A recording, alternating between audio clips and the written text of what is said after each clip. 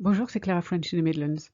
Today's video is about the past future, which we call le futur antérieur. Now, before we go any further, I just want to remind you that you can claim your free ebook, The 12 Golden Rules of French, at the link in the description. It's a short ebook that's packed with tips and tricks on how to sound like a native French speaker. The past future describes a situation that will have happened or will have been completed at some point in the future. In that sense, it's used mostly as it is in English. For instance, if you want to say, if you come home late, I will already have gone to bed. The if you come home late is also in the present tense in French, and I will already have gone to bed is the past future, and it's exactly the same. Remember the structure of the past future. It's not difficult. It's être or avoir in the future plus the past participle. It's very much like the past conditional we did before. To go back to the previous example, si tu rentres tard, je serai déjà couché. If you come home late, I will already have gone to bed. And you've noticed with the past future and the past conditional, we use already, déjà, a lot. Now let's see how to form it with ER verbs. Let's take manger and aller as examples. We know that manger, the past participle is manger with an accent, and for aller, it's aller with an accent. And the key thing to remember is whether verbs take avoir or être, because avoir and être are irregular in the future. So for instance, j'aurai mangé, I will have eaten. Je serai allé, I will have gone. Tu auras mangé, you will have eaten. Tu seras allé, you will have gone. Il, elle, on aura mangé, he, she or we will have eaten. Il, elle, on sera allé, he, she, we will have gone. Nous aurons mangé, we will have eaten. Nous serons allés, we will have gone. Vous aurez mangé, you will have eaten. Vous serez allés, you will have gone. Ils ou elles auront mangé, they will have eaten. Ils ou elles seront allés, they will have gone. Now exactly the same with IR verbs, except obviously the ending of the past participle will change. Finir will change to fini, partir to parti. J'aurai fini, I will have finished.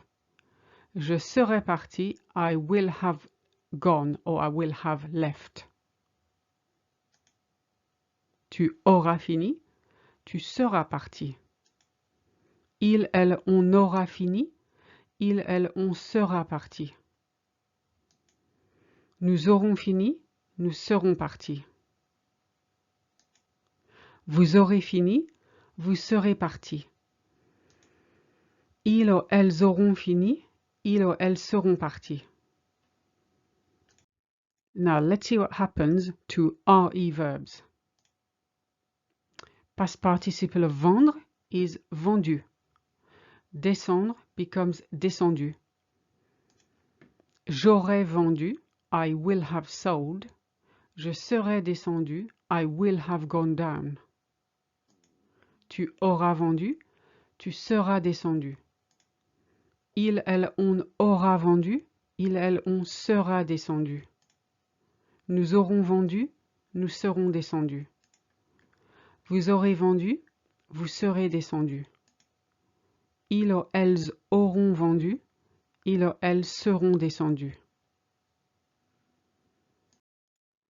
And as we've said before with the past conditional, with irregular verbs avoir and être, this is how they change in the past participle. Avoir becomes eu, être becomes été. J'aurais eu, I will have had. J'aurais été, I will have been. Tu auras eu, tu auras été. Il, elle, on aura eu, il, elle, on aura été. Nous aurons eu, nous aurons été. Vous aurez eu, vous aurez été. Ils, elles auront eu, ils, elles auront été. Now, unlike English, there are times where we use the past future in cases where you don't. And one of them is to make an assumption about something in the past, where you use must have. For instance, je ne trouve pas mon téléphone. Je l'aurais laissé sur mon bureau. I can't find my phone. I must have left it on my desk. So you see in French how we used je l'aurais laissé to means I must have left. You could have said j'ai dû le laisser sur mon bureau, that's fine. But that's another use of the past future. It's slightly posher to say je l'aurais laissé than j'ai dû le laisser. Elle ne t'a pas souhaité un bon anniversaire? Elle aura oublié. She didn't wish you a happy birthday? She must have forgotten. Again, you could have said elle a dû oublier, that's fine. But elle aura oublié makes it a little bit more formal and elegant. Now the second use of the past future, and this is probably the most important, it's after conjunctions that introduce future actions. For instance, you will have to use that tense after après que, which means after, as in after I've finished.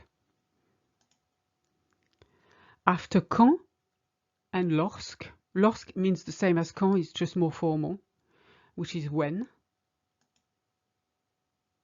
After dès que or aussitôt que, and again aussitôt que is a bit more formal than dès que, so we'd use dès que in speech, which means as soon as. And une fois que, which means once, as in once you've finished. Let's look at some examples on the next page. First one, on finira le travail après que vous nous aurez payé. So vous nous aurez payé, past future. We'll finish the work after you have paid us. So here it's not the same in English. You don't say after you will have paid us. It's after you have paid us. Tu pourras sortir quand tu auras mangé ton dîner. You'll be able to go out once you've finished your dinner. Again, in French, we like to use the past future after quand. In English, no. After you have finished your dinner or once you have finished your dinner means the same thing here.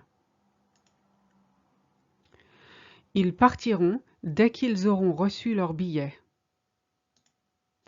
They'll go as soon as they have received their ticket. Une fois que tu m'auras tout raconté, je pourrai t'aider. Once you've told me everything, I'll be able to help you. And that's it for now. Thank you for watching. And if you have any questions, leave a comment below and I'll get back to you as soon as possible. À bientôt.